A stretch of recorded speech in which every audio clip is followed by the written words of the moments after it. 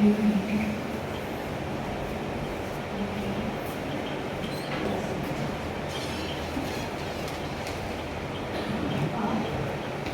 evening, everyone. So, first of all, I would like to thank Anuja ji and Yogendra sir ji for inviting me as a guest speaker here. So, इसके साथ साथ मैं audience की भी thanks हूँ कि आप लोग आए इतनी गर्मी में यहाँ बैठकर आप लोग सुन रहे हैं, बहुत अच्छी बात है। अच्छा, एक चीज़ जो अभी सुनीत जी ने बहुत अच्छे से एक्सप्लेन किया है, कैसे हमारी लाइफस्टाइल होना चाहिए, कैसे मैनेजमेंट होना चाहिए, बहुत अच्छे से बताया। तो बैठे बैठे मेरे माइंड में ऑन द स्पॉट एक टॉपिक स्टक कर गया कि चलो, मैं ऐसे कोई प्री प्लान करके नहीं आई थी कि मुझे बोलना किस टॉपिक पे है। अभी इनकी बात सुन के भी तो मैंने कहा क्यों ना इस टॉपिक पे बोला जाए। सुनीत मैम बहुत सीनियर है, बहुत रिनाउंस है, बहुत मैंने भी इनके मेरे साथ ही है, मैंने भी इनसे बहुत कुछ सीखा है। She is a wonderful person. तो इन्होंने बहुत अच्छे से बताया स्ट्रेस मैनेजमेंट के ऊपर। तो ये तो बात फैक्ट है कि आजकल सब लोग स्ट्रेस में हैं, चाहे वो किसी भी लेवल का, एक छोटा सा बच्चा, मिडिल एज या ओल्ड एज, हर कोई स्ट्रेस में है, हर कोई स्ट्रेस में है।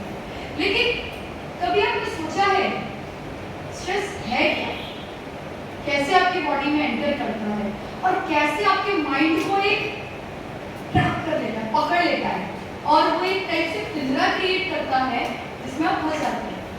क्या है स्ट्रेस? बेसिकली देखिए, अगर मैं बात करूं, थोड़ा सा बताऊं, हमारे माइंड के 3 लेवल्स होते हैं, conscious, subconscious and unconscious. Conscious mind है क्या, जिसमें अभी आप सब लोग मेरे साथ बैठे, मुझे देख रहे हो, मेरे से बात करो, यही कॉन्शियस है। अनकॉन्शियस क्या है? जब आप सो जाते हैं, दिस इज कॉल्ड अनकॉन्शियस, या बेहोश हो जाते हैं। And what is the subconscious mind? Subconscious mind है क्या? Subconscious mind conscious and unconscious के बीच का है। एक में सिंपल सा आपको एग्जांपल दूंगी। एक बहुत फेमस साइकोलॉजिस्ट है, उनकी एक थ्योरी है, उन्होंने एक बहुत अच्छा एग्जांपल दिया है माउंटेन का। वो एक पहाड़ है, पहाड़ में जो आधा पानी के अंदर फंसा हुआ है, देखो आप सब हिमालय जाते हैं, आधा पहाड़ पानी से ऊपर है, आधा पहाड़ पानी के अंदर है। जो पहाड़ का पार्ट आपको दिख रहा है, दिस इज कॉन्शियस माइंड। जो आप आजकल का सिनेरियो है ना, जो दिखता है वही दिखता है, वही कॉन्शियस माइंड है। और अनकॉन्शियस माइंड क्या है? जो आप नीचे देखो, आपको नजर नहीं आ रहा है, अंदर का पॉइंट जो बिल्कुल इनविजिबल हो गया है, जो नजर नहीं आ रहा है, वो अनकॉन्शियस। सबकॉन्शियस क्या है? जो दिख भी रहा है, नहीं भी दिख रहा है, सब कहते धुंधला। This is the subconscious mind. और सबकॉन्शियस माइंड ऐसा बोला जाता है कि कॉन्शियस और अनकॉन्शियस की थ्रेशोल्ड है। थ्रेशोल्ड मतलब चौखट है। तो अब हमारी बॉडी में स्ट्रेस कैसे आता है? जैसे हमारे योग के 8 अंग बताए गए, यम, नियम, आसन, प्राणायाम, प्रत्याहार, धारणा, ध्यान, समाधि। तो इसको मैं आज इस तरीके से आपको एक्सप्लेन करूंगी जो आज के प्रोस्पेक्ट में आपको आसानी से समझ में आए। यम नियम है क्या? यम नियम लाइफस्टाइल मैनेजमेंट है, ठीक है? आप सब मैनेजमेंट से रिलेटेड है, आप बहुत अच्छे से बता सकते हैं कैसे। लाइफस्टाइल मैनेजमेंट 3 पार्ट्स में होता है, फिजिकल, मेंटल एंड इमोशनल, ठीक है? क्या है वो? फिजिकली कोई बता सकता है?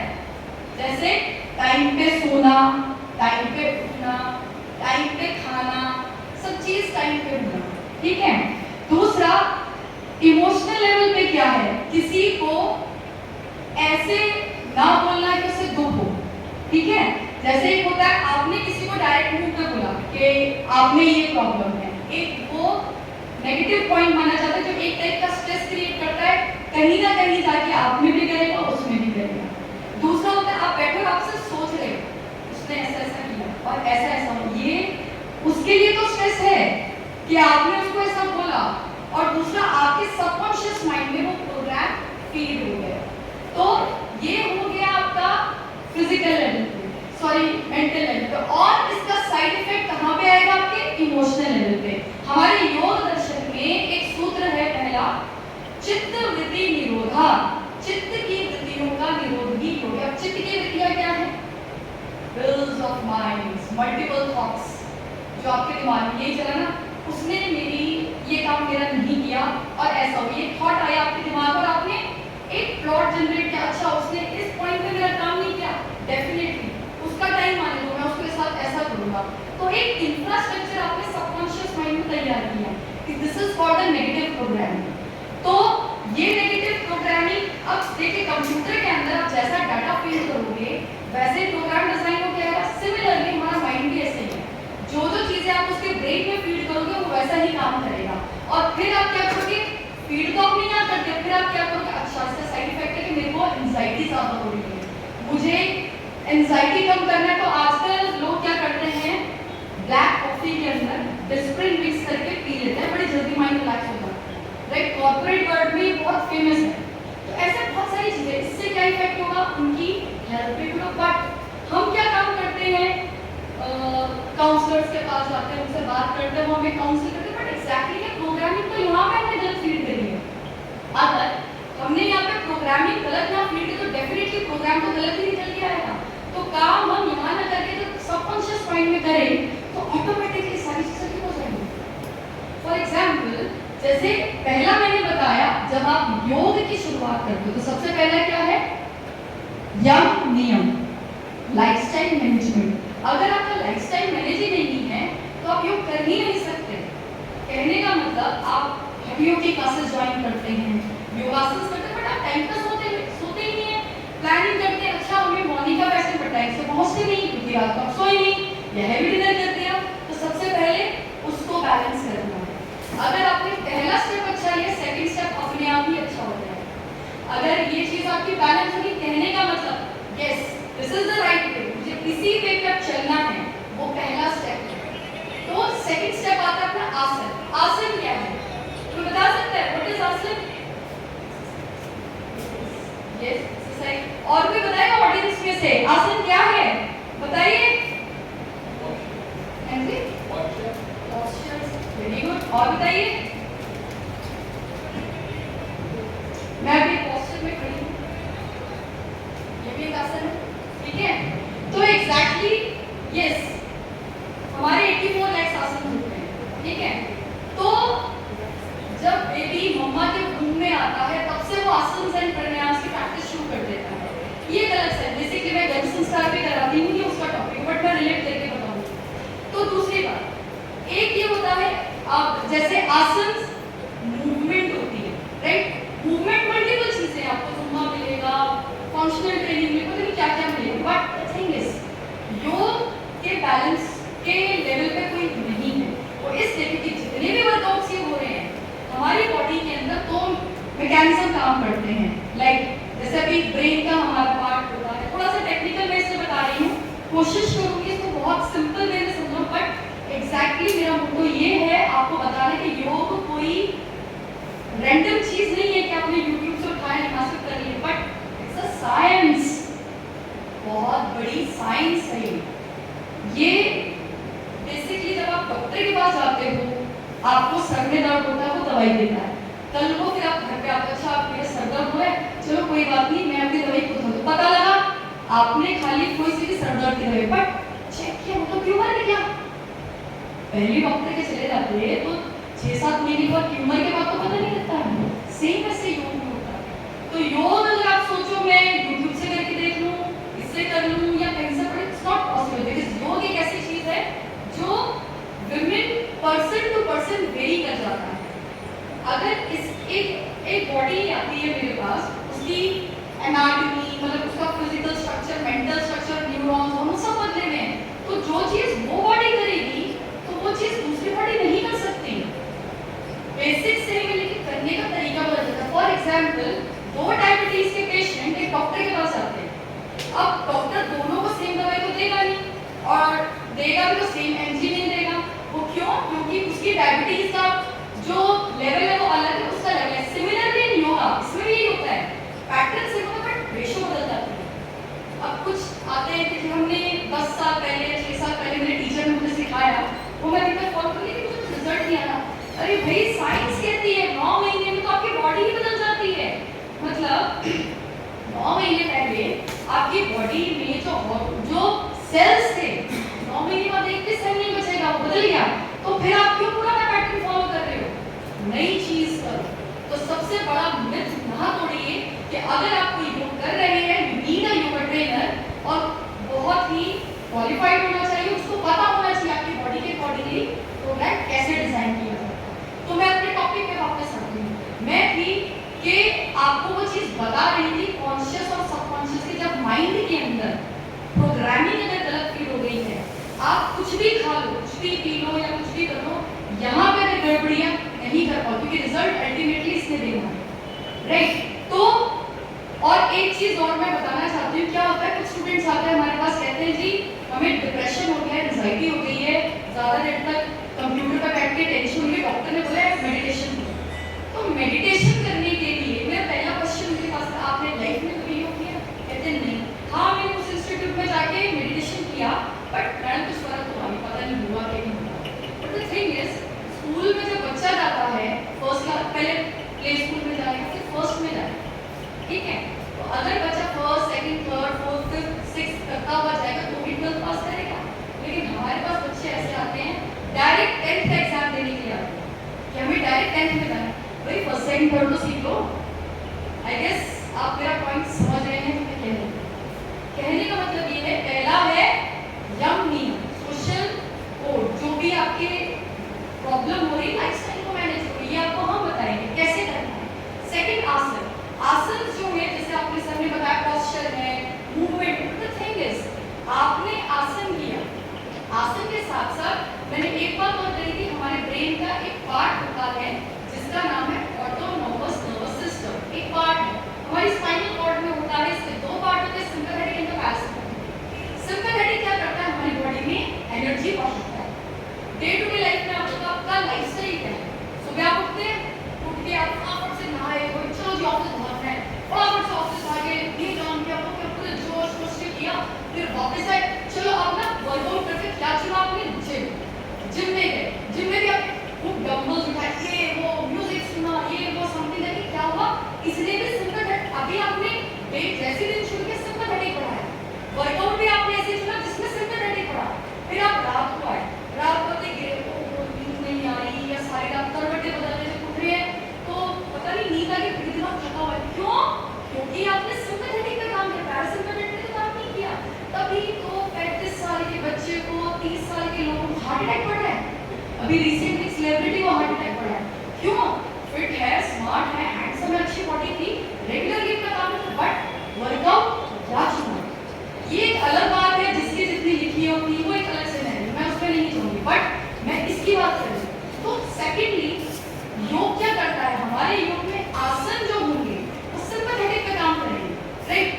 तो इसके आगे वाला जो प्रोसेस वो आपकी एनर्जी को बढ़ाएगा। बट अगर आसन आप ब्रीदिंग के साथ करते हैं, लाइक सांस ली, हाथ को उठाया, सांस छोड़ी, हाथ को, इसके पीछे भी साइंस है, रिसर्च बताती है, और ऐसे मल्टीपल रिसर्च पेपर्स आपको गूगल पे मिल जाएंगे, वो ये बताते हैं कि जब आप ब्रीदिंग के साथ आसन करते हैं तब आप अपने हार्मोन्स पे काम करते हो, राइट। आपने अपने हार्मोन्स बैलेंस करने हैं, इनहेल किया, हाथ उठाया, दूसरा क्या होता है, मसल्स के अंदर हमारी पॉकेट्स बनी होती है। कई लोग कहते हैं स्पैज़म आ गया, दर्द हो गया, पता नहीं नस चढ़ गई, गड़बड़ हो गई, ये सब बोलते हैं सारे के सारे। तो क्या हो गया कि जब आपने ये किया तो ऐसे because of the unhealthy lifestyle हमारी बॉडी में कार्बन डाइऑक्साइड की पॉकेट्स बन जाती है जगह जगह। तो क्या होता है, तो हमें जरा सी बात पे नस चढ़ जाती है और चुक निकल जाता है, कमर में दर्द हो गया, ये सारी प्रॉब्लम आती है मस्कुलर रिलेटेड, या नसें अकड़ जाती हैं, वेरिकोज वेन्स आजकल बहुत है, नसों का फूलना, गांठें पड़ना, ये आ जाता है। तो डॉक्टर के पास जाओगे, किसी भी डॉक्टर के पास जाओ, वो बोलेगा जी वेरिकोज वेन्स है, गांठें पड़े, चलो जी सर्जरी करा दो।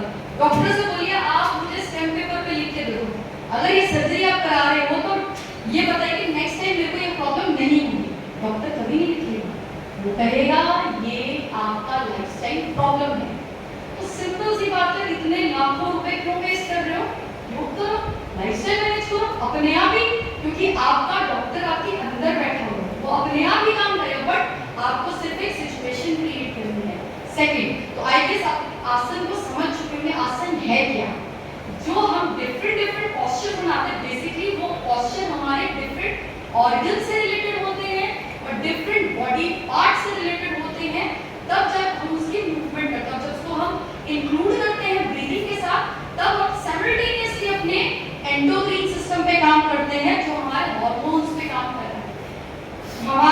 बॉडी के अंदर जो मॉडर्न मेडिकल साइंस बताती है, जो रिसर्चेस बताती हैं, 99.9 बीमारी सारी हार्मोनल इम्बैलेंसिंग से। हड्डी का टूटना, चोट लगना, मांस का फटना एक अलग, इन कैटेगरीज को अगर बाहर रख लिया जाए, एक छोटा सा सिस्ट या एक बड़ा सा ट्यूमर, सारा hormonal imbalance according to modern medical science, right. और योग तो इसी में ही काम कर रहा है। आज तक ऐसी कोई दवाई नहीं बनी जो हार्मोन्स को पैदा कर दे। हार्मोन्स को कम करने की दवाई मिलेगी, हार्मोन्स को बढ़ाने की मिलेगी, उसको प्रोड्यूस करने की दवाई नहीं, उसको प्रोड्यूस करने की दवाई योग में है, क्योंकि इसका कनेक्शन होता है ब्रीदिंग के साथ। इसकी ये जो मैं हवा में नहीं कह रही हूँ, आप गूगल कर सकते हो, आपको पता लग जाएगा कि जब हम ब्रीदिंग पे काम करते हैं तो हमारे हार्मोन्स उसके अकॉर्डिंग ही चलते हैं। जब हम डीप ब्रीदिंग करते हैं तब हमारे हैप्पी हार्मोन्स सीक्रेट करते हैं। हैप्पी हार्मोन्स जैसा अभी बताया है, एंडोर्फिन, ये सारे हार्मोन्स हैप्पी हार्मोन्स अपने आप सीक्रेट करेंगे। जब आपकी ब्रेथ फास्ट होती है तब हमारे एग्रेसिव हार्मोन्स निकलते हैं, जिनको कहते हैं एड्रिनल ग्लैंड से एड्रिनलिन हार्मोन सीक्रेट होता है। तो ये सारे हार्मोन्स, तो ये है हमारा आसन। आई गेस आपको साइंस पता लग रही है। तो अगर नेक्स्ट लेवल पे जाते हैं, फिर है अपना प्राणायाम। प्राणायाम क्या करता है? वो फिजिकल लेवल पे भी काम करता है और साथ के साथ हमारे इमोशनल लेवल पे भी काम करता है। क्यों? क्योंकि जब हम ब्रीदिंग करते हैं, इनहेल एक्सहेल करते हैं, डिफरेंट बंधास लगाते हैं। हमारे योग में एनर्जीज को अलग अलग पार्ट में डिवाइड किया गया है। हम इसमें इतना नहीं जाएंगे, मैं इसको थोड़ा आज के पॉइंट ऑफ व्यू से आपको समझाना चाहती हूँ कि जब हम प्राणायाम करते हैं, प्राणायाम के टाइम पे हमारे लंग्स ओपन होते हैं। नॉर्मली देखिए ब्रीदिंग करते लोग कैसे करते हैं ब्रीदिंग? अभी चेक करिए सब जरा ब्रीदिंग करके दिखाइए मुझे, करिए जरा ब्रीदिंग आप करिए। ये क्यों होता है? आप करिए, आप करिए। कंपनी का सर, हाँ जी, सब हाथ रखिए प्लीज यहाँ पे, करिए ब्रीदिंग।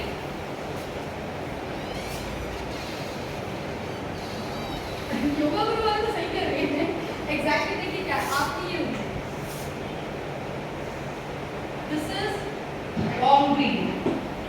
लॉन्ग तो नहीं कह सकते, एग्जैक्टली ब्रेथ कर रहे हैं आप नॉर्मल, बट राइट ब्रीदिंग जो होती है डायफ्रामेटिक ब्रीदिंग होती है। उसमें क्या करना होता है? सांस ली, सांस लेते वक्त आपका स्टमक बाहर आता है। स्टमक बाहर आने का मतलब ये नहीं है कि हवा पेट में नहीं, सिस्टम नहीं बदलेगा।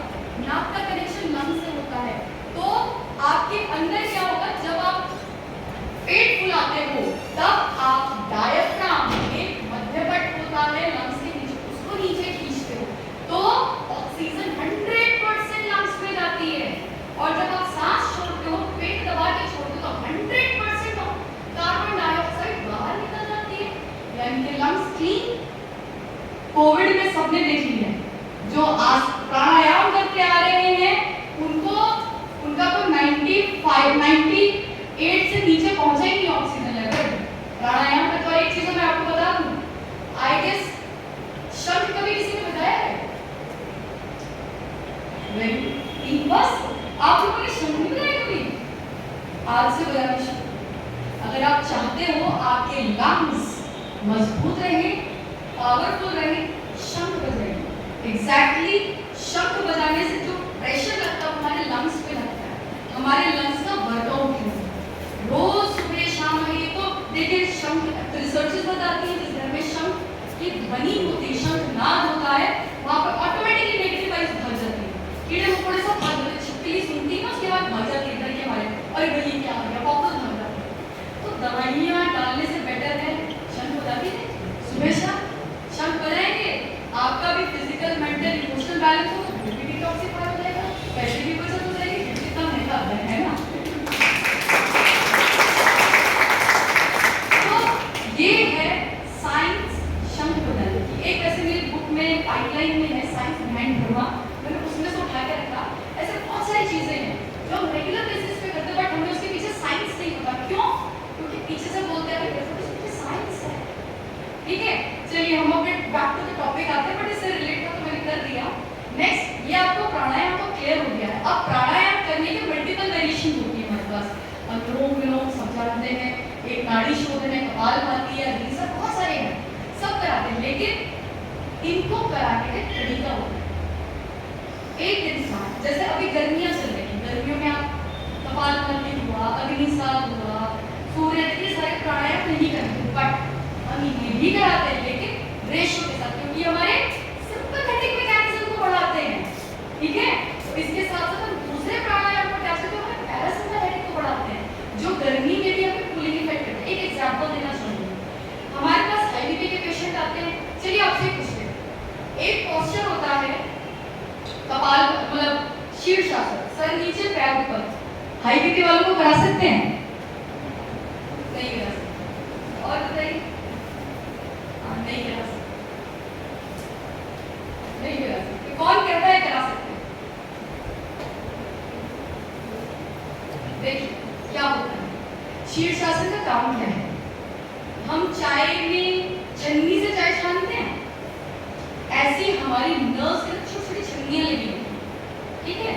नॉर्मली हम सीधे खड़े रहते हैं, तो ब्लड का फ्लो ऐसा आ रहा है नीचे नीचे नीचे, तो क्या होता है प्रॉब्लम, और हमारी आदत नहीं है उल्टे होते, राइट।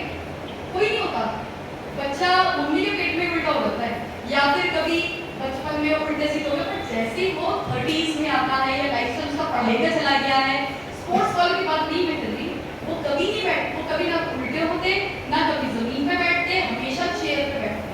पहला गंड, अगर आप उल्टे नहीं होते तो क्या होता है, आपकी बॉडी का एक मैकेनिज्म पैसिव हो जाता है, हमारा ब्लड छिड़ना बंद हो जाता है, क्योंकि क्या होता है ब्लड नीचे जाता जाएगा, लाइफस्टाइल खराब है, अब धीरे धीरे ग्रेविटी उसे खींच रही है, तो ब्लड नीचे उसके क्लॉट्स जमने लगे, थक्के जमने लग जाते हैं, उससे क्या प्रॉब्लम आती है हमें, पैरों का जल्दी थकना, सूजन होना, वेरिकोज वेन्स होना, चीटी सी काटना, पैरों का सो जाना, मल्टीपल प्रॉब्लम्स, ये एडमा, ये सारी प्रॉब्लम आ जाती है, वाटर रिटेंशन हो जाती है।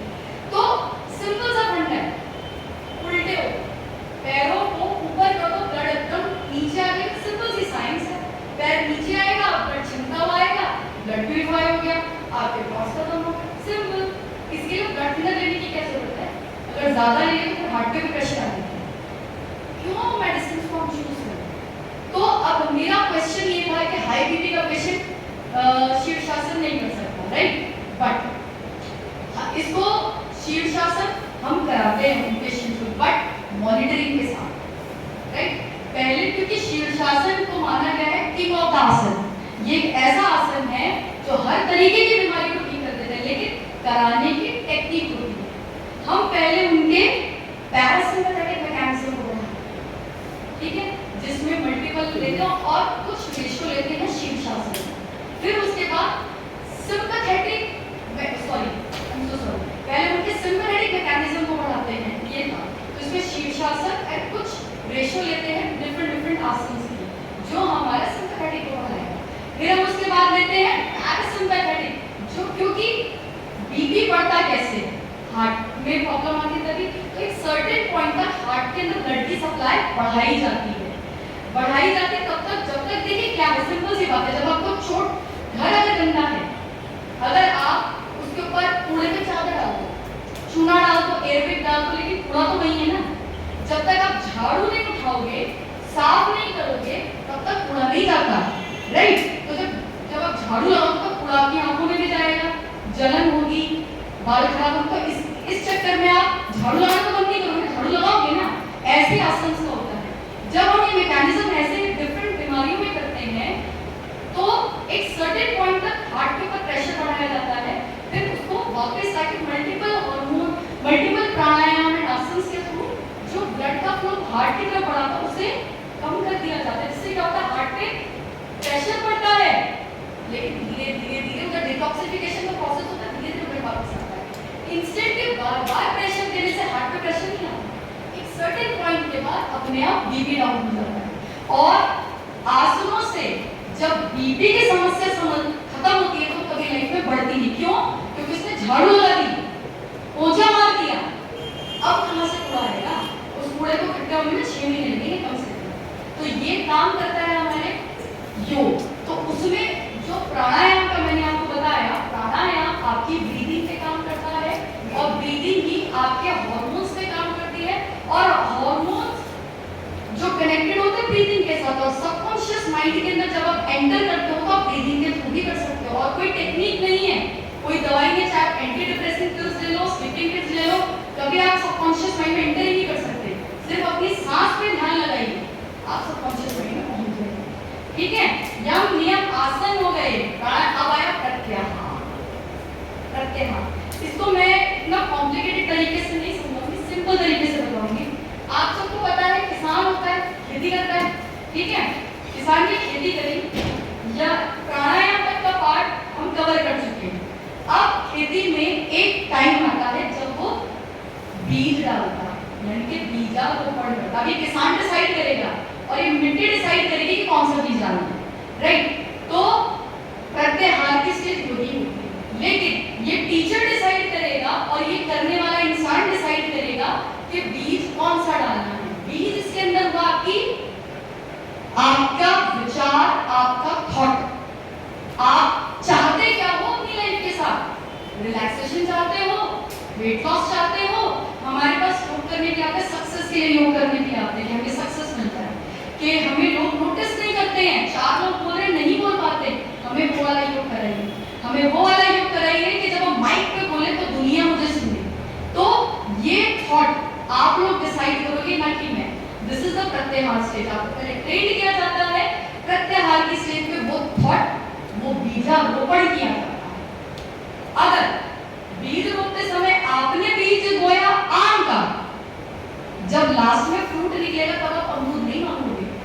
कहने का मतलब मैंने, ठीक है मैडम ने तो योगा करा दिया, अच्छी बात है, कर रहा हूँ, पता नहीं बोल रही है तो चलो ठीक है कर ही देते। क्या सिचुएशन डिलेमा की, मैंने तो मेरी तरफ से 100% एफर्ट लगाई, लेकिन आपने क्या क्रिएट किया, क्या पता हो भी जाए, क्या पता नहीं भी हो जाए, तो रिजल्ट कैसा आएगा, क्या पता आ भी जाए, क्या पता नहीं भी आ जाए। क्योंकि योग सिर्फ डिटर्मिनेशन पे चलता है आपकी, योग सिर्फ आपकी विल पावर पे चलता है। जो जितना विल पावर की आसन, प्राणायाम, ध्यान, यम नियम, ये सारे आपके विल पावर को स्ट्रॉन्ग कर रहे होते हैं। अगर आपकी विल पावर उस टाइम पे स्ट्रॉन्ग हो जाती तो आपका प्रत्याहार भी स्ट्रॉन्ग होगा। और हमने ऐसे केसेस देखे हैं प्रत्याहार में कि जो जैसे कैंसर के केसेस हुए या जिनको कंसीव नहीं कर पा रही है लड़कियां, अगर उनको हम ये सिचुएशन आते तो उनका आईवीएफ तक फेल हो गया है, वो तक नेचुरल कंसीव कर जाते, 3 आईवीएफ फेल होने के बाद हमारे पास उसके रिकॉर्ड्स हैं। ये है प्रत्याहार की बात। फिर आता है धारणा।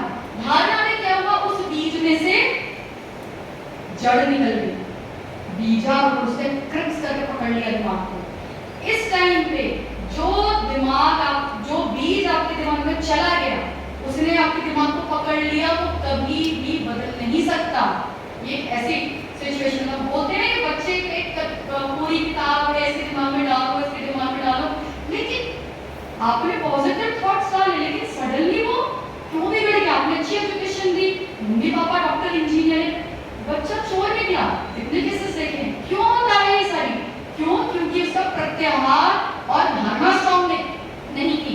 आपने उसको अच्छे स्कूल में डाला, अच्छा पैसा दिया, सब कुछ किया, अच्छे इंस्टीट्यूट में पढ़ाया, लेकिन उस बच्चे ने जॉब भी करी, लेकिन ये क्या क्राइम करके जेल में बैठा हुआ, लाइफ खराब करके। आजकल यही चल रहा है ना, ये है सबकॉन्शियस माइंड। क्योंकि जब ये प्रोसेसिंग उसके माइंड में फीड करी जा रही थी, तो क्या प्रोग्रामिंग सेट करी जा रही थी उसके माइंड में? इसको आज के सिनेरियो में हम बोलते हैं पेरेंटिंग। उस टाइम पे हम इसको यम नियम में ही लिया करते थे अपनी गुरुकुल सभ्यता में। ठीक है, चलिए आगे बढ़ते हैं। फिर है धारणा, फिर आता है ध्यान। ध्यान मतलब उस बीज में से पहला कपोल फूट गया, राइट? कहते हैं कूद के पाँव पालने में कितने, ये कहावत होगी। पहला कपोल फूटा, पहला पत्ता निकला, वो है ध्यान। तो बीज अगर आपने बोया दिलमा वाला कि रिजल्ट आएगा नहीं आएगा, तो बाद में आप एक्सपेक्ट नहीं करोगे कि मैडम मैंने तो 6 महीने की फीस दे दी, साल भर की फीस दे दी, मेरे को रिजल्ट ही नहीं आया। भाई मैंने कुछ नहीं किया, मैंने तो आपको रास्ता दिखाया, चले तो आप खुद हो ना। अब आप चले हो, दौड़ रहे हो, उठ रहे हो, बैठे, मैं आपके दिमाग में नहीं घुस सकती। यहाँ पे जाके हमारे रिजल्ट्स वेरी कर जाते हैं, चाहे कोई बीमारी हो, चाहे उसका सबकॉन्शियस माइंड हो, चाहे पर्सनैलिटी डेवलपमेंट हो, चाहे सक्सेस हो, चाहे पैसा हो, वहां जाके ये डिलेमा की सिचुएशन आ जाती है। तो ये है। और इसके बाद एक और लेवल पड़ता है, उसको कहते हैं सुप्राकॉन्शियस लेवल, ब्रेन का। वो पत्ता पौधा बनाना है आपने, या पेड़ बनाना है, या पेड़ बना के उसका फ्रूट खाना है, ये है सुप्रा कॉन्शियस लेवल। योग की एक ऐसी जर्नी है जो कभी रुक नहीं सकती। तो ये है हमारी योग की जर्नी, क्योंकि मैंने कोशिश किया है योग को मैनेजमेंट के टाइप से समझाने का। अगर आप इस चीज को समझ गए हैं तो मेरे हिसाब से अगर आप रेगुलरली नियमित रूप से 1 घंटा डेडिकेटेडली योग करते हैं तो आपकी लाइफ का ट्रांसफॉर्मेशन हो जाएगा। आप ये तो एक साइड बाय साइड चलेगा क्या, फिजिकली, मेंटली, इमोशनली, बट योग जो है ट्रांसफॉर्मेशन लाइफ कहलाता है। क्योंकि हमारे पास ऐसे केसेस आते हैं बच्चे 2 या 3 बार सुसाइड कर लेते हैं, फिर भी डॉक्टर की दवाइयाँ काम नहीं कर रही हैं, क्या करें? ऐसे ऐसे यंगस्टर बच्चों को हमने योग कराया, प्राणायाम, उनका एक अलग प्रोग्राम डिजाइन होता है, वो बाद में 1 से 2 महीने के अंदर नॉर्मल लाइफ स्टाइल के लिए बताते हैं। तो ये है योग। एंड आई होप मैंने छोटी सी चीज के अंदर सारी योग को समाने की बहुत कोशिश करी, बट योग बहुत बड़ी चीज है। एंड किसी का कोई क्वेश्चन है तो मुझसे पूछ सकते हैं, मैं कोशिश करूंगी कि पूरा आंसर उसी के अकॉर्डिंगली दूं, उसी की जैसा वो चाहे। अगर आप कुछ पूछना चाहते हैं तो पूछिए।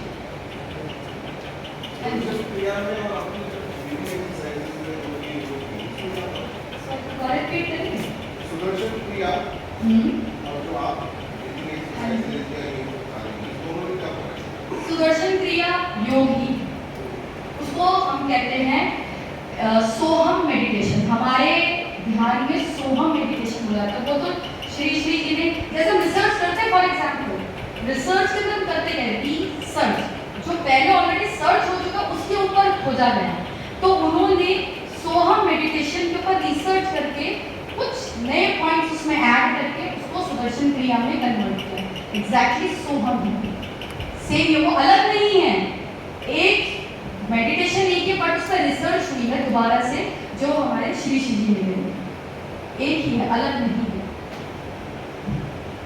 और कुछ भी पूछिए, जरूरी है हेल्थ से रिलेटेड, आप अपने मेंटल से भी रिलेटेड कुछ भी पूछ सकते हैं, बिहेवियर से रिलेटेड पूछ सकते हैं, क्योंकि मैं इसलिए कह रही हूँ कि योग एक ऐसा काम करता है जो आपकी पूरी वेलबींग है। हमारे पास स्टूडेंट्स आते हैं, मॉडल्स आते हैं, रिपोर्टर्स आते हैं, आईटी के बच्चे हैं, आईआईटीएम्स हैं, मैनेजमेंट के आते हैं, प्रोफेसर्स हैं, और हर फील्ड के हैं। तो आप पूछिए, किसी की कोई क्वेरी है बोलिए, आपको कुछ बता रहे हैं। हाँ जी, हमारा माइंड बॉडी सोल को वर्क लाइफ बैलेंस, या हमारे कॉन्फिडेंट के लोग यहाँ आए हैं, मैनेजमेंट भी आए हैं, आपके इंस्टीट्यूट के भी लोग आए हैं।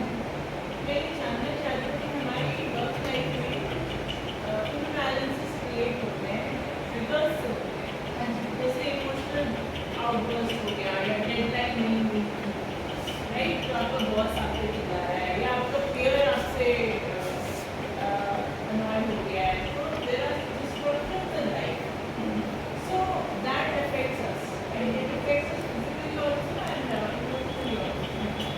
So how do you deal with that? when लोग सब तो योगा करते ही हैं अपने अपने लेवल पे, कोई ना कोई एक्सरसाइज करता है, कोई ना कोई गेम भी खेलता है, but how do you prevent yourself from getting disrupted?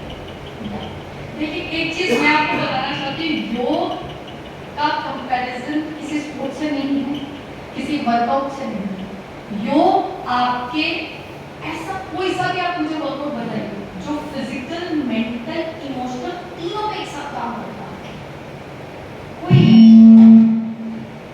है? तो मेरा आंसर सिंपल है। देखिए, यम नियम जो है, अगर आप योग को स्टेप बाय स्टेप कर लें, पहला स्टेप मैंने बताया यम नियम, खाना पीना अगर आप टाइम से कर लें तो आपकी बॉडी का मेटाबॉलिज्म स्ट्रांग हो जाएगा। मेटाबॉलिज्म स्ट्रांग हो जाएगा तो आप गैस, एसिडिटी, एंजाइटी इसके सब में आप ही खत्म हो जाएगा।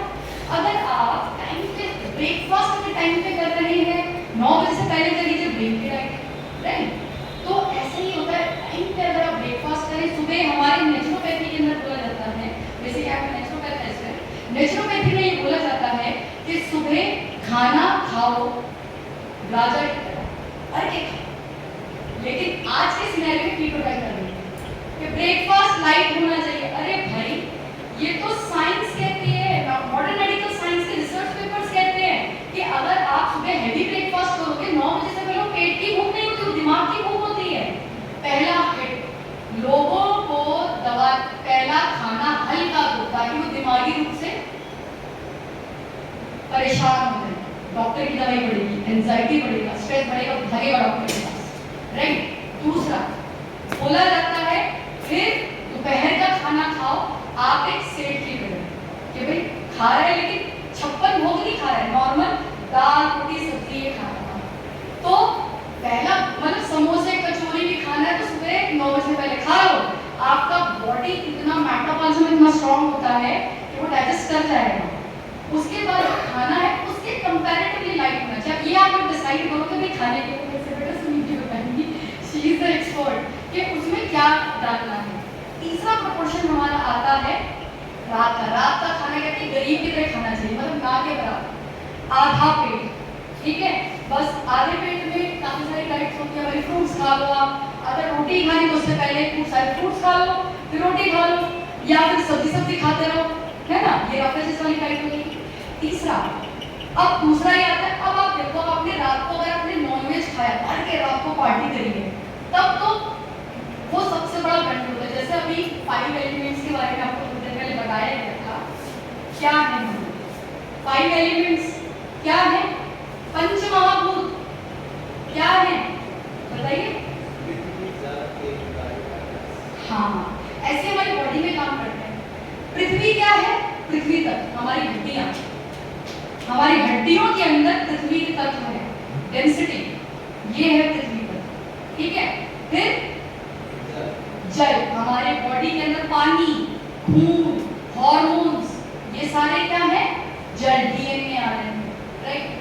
सेल के अंदर साइटोप्लाज्म, ये जो भी मिलता है। फिर हाँ, तेज, अग्नि, वो क्या है, मेटाबॉलिज्म, जिसको हम दूसरी लैंग्वेज में पित्त भी कहते हैं ना। गॉल ब्लैडर के अंदर जो एक्सियल फ्लूइड है, हाइड्रोक्लोरिक एसिड, ये वही है।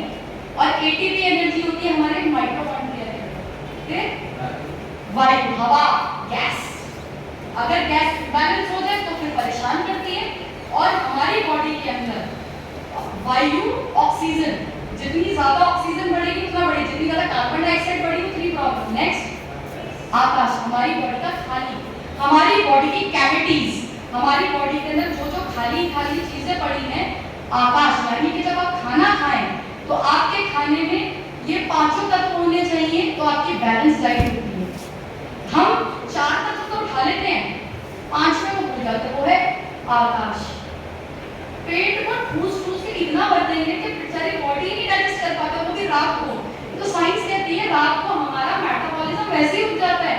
क्यों? क्योंकि बॉडी को दूसरे काम करके हमें सुनाना होता है, दिमाग को थॉट्स का एनालाइज करना होता है, नए थॉट्स डालने होते हैं, गंदे थॉट्स बाहर करने होते हैं, कुछ सबकॉन्शियस में डालने होते हैं, कुछ कॉन्शियस में डालने होते हैं, कुछ सब अनकॉन्शियस में।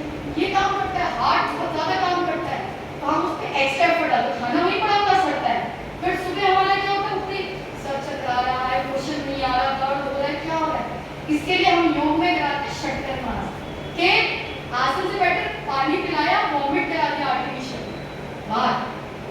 और एक होता है पानी के साथ, एक होता है खाने का। अब जैसे मॉडल्स का मैं बताऊँ, वो आते थे हमारे पास कि मैडम रात को बहुत ज्यादा कर लिया है, निकलवा दो प्लीज, कल परसों शूट है, तो उनको बागी करा दी, मतलब जो खाना खाया वो खाना बाहर करा दिया। लेकिन ये गलत है, खाने को बाहर निकालना गलत है। लेकिन आजकल आप मॉडलिंग के फील्ड में पता करिए, बहुत फेमस है, उसको पता नहीं क्या कहते हैं, कुछ और नाम से बोलते हैं, आर्टिफिशियल वॉमिटिंग। तो ये रात को खाना खाया, सुबह टॉयलेट में गए, पानी वानी डाला, सारा खाना बाहर निकाल दिया, इससे उनके पेट का बहुत खराब हो जाता है, ठीक है। तो ये तो मेरा लंबा चलते ही जा रहा है।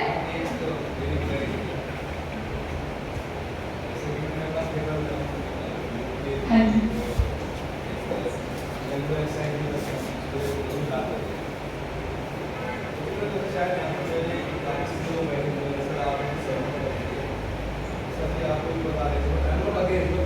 नहीं मुझे तो अपना थॉट है। हाँ जी, अभी आपने बताया कि अगर हम योग करें, प्राणायाम करें तो हमारा दिमाग ठंडा रहेगा, सब सिस्टमेटिक अप्रोच रहेगी।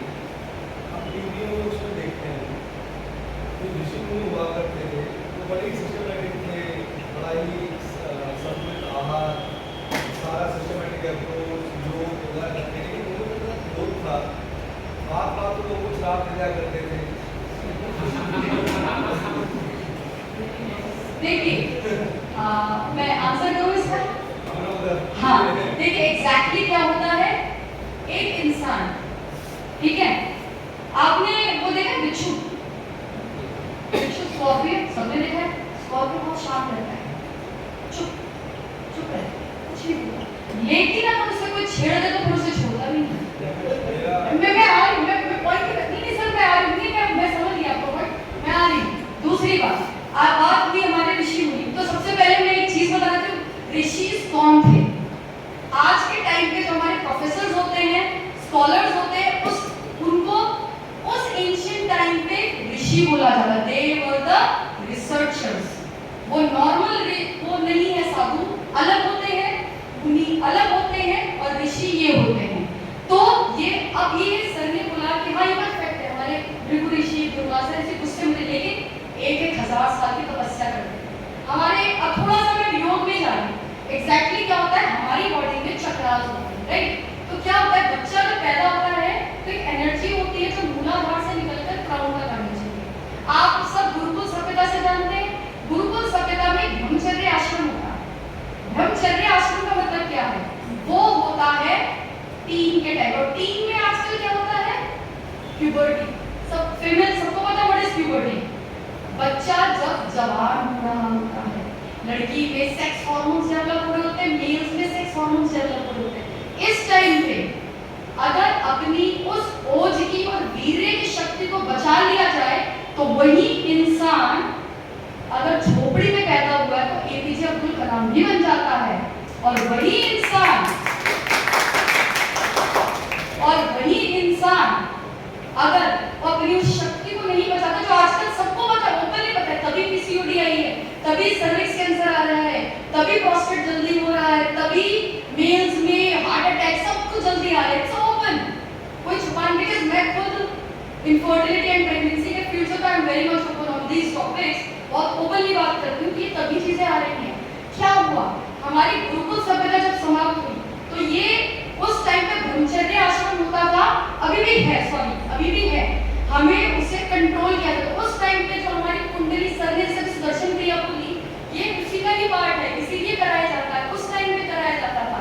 तो एक कुंडलिनी शक्ति बोला जाता है, कुंडलिनी पार को जागृत करें। मेरे ख्याल से रामायण सबने देखी है, उसमें आप देखेंगे लव कुश को महर्षि वाल्मीकि जी वो दे रहे होते पावर, बेटा अब आपको वो उनका प्यूबर्टी का टाइम था, उनको सारी शक्तियां दी गई थी कि हाँ अब इनके अंदर वो पावर आ गई है, एक इंसान के अंदर दूसरे इंसान को पैदा करने की शक्ति आ गई है, तो वो शक्ति का संचय करना है। तो उस टाइम पे उस शक्ति का संचय करते थे और अपनी एनर्जी को सुप्रीम गोल कर पाते, यही है गोल सेटिंग। उस टाइम पे उनको गोल सेटिंग कराया जाता था, और ऋषि मुनि वो अपनी तपस्या में यही करते थे, जब उनको कोई पता है ये गलत है, वो एक टाइम पर रेजिस्ट करते थे, नहीं, जब उसको पता ये नहीं मानेगा तो वो अपनी पावर से उसको जो बोलते थे वो बात सच हो जाती थी, जिसको हम श्राप कहते हैं, इसीलिए दिया जाता था। और आज भी है, आप अपने मम्मी पापा से उल्टा बोलो, उनको रुलाओ, दुख निकलता है अंदर से। अगर माँ बाप ने आह के साथ आपको कह दिया बेटा तुमने ये किया, तो डेफिनेटली वो होगा। क्यों? क्योंकि वो उन्होंने तुम्हें जन्म दिया है, वो पावर है उनके अंदर।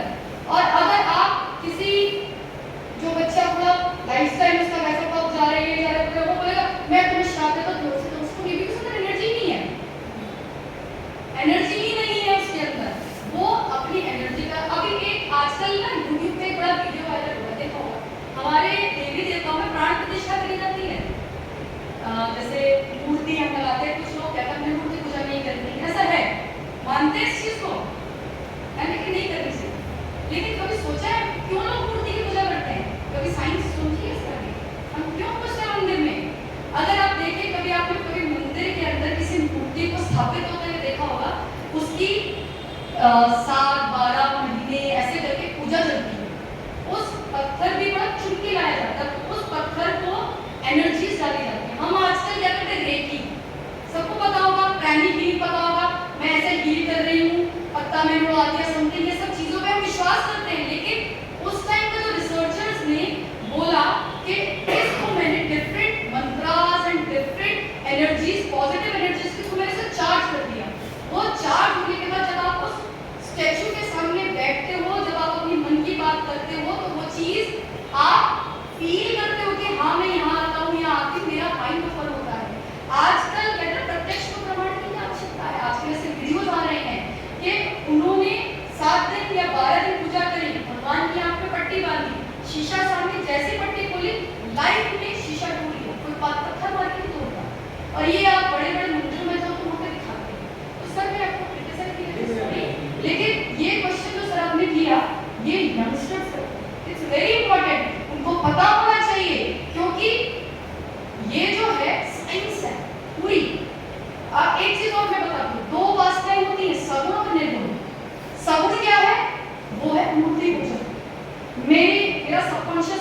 स्ट्रांग नहीं है कि मैं ध्यान लगा सकूं, मुझे मेरा आइडल मेरी आंखों के सामने चाहिए।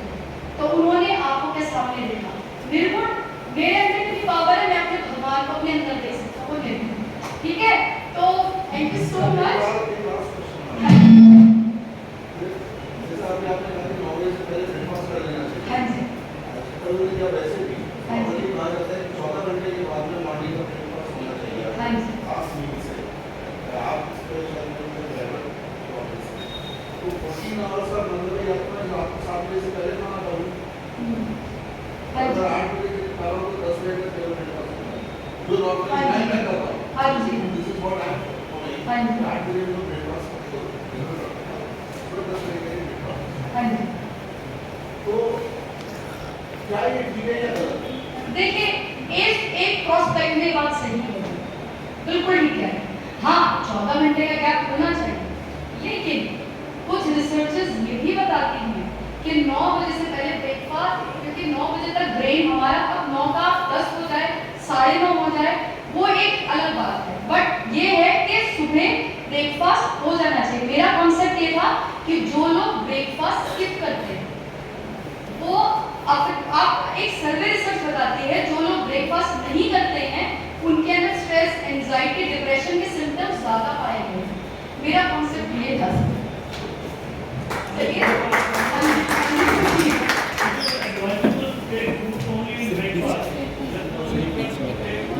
देखिए, yes, it's a good question.